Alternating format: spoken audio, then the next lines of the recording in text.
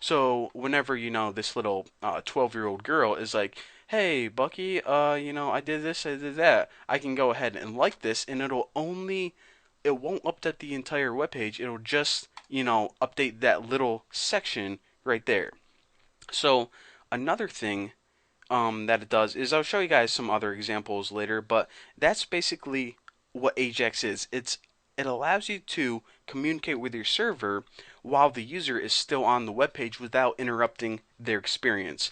And another couple cool examples is say you wanted to, go to Google and look for a web page. Say you want to type in the new. This is AJAX. This is, excuse me, AJAX that you see right here. All this information of the new, it isn't stored on your computer. What this is doing is it's actually communicating with a server, and as you type in your query, it's going to the server, it's getting new information, guessing about what you're going to type in, and whenever it has those guesses, it displays them on your web page. So every time you type in something, your web page isn't, refreshing. It's actually just updating this little small portion right under your input box.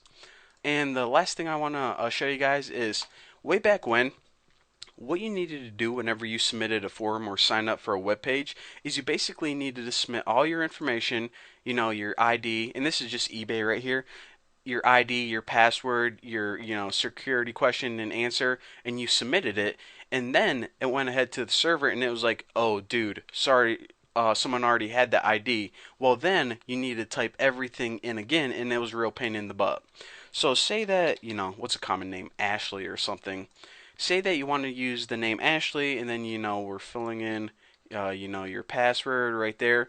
Well, actually, at the same time as you were filling in the rest of the form, what was happening behind the scenes is that eBay was using AJAX to take this name and send it to the server, check whether or not it was taken, and then give you the answer. So before you even submit that data, eBay is already telling you, "Dude, that name is available and you're a guy, so why would you even want to use the name Ashley?"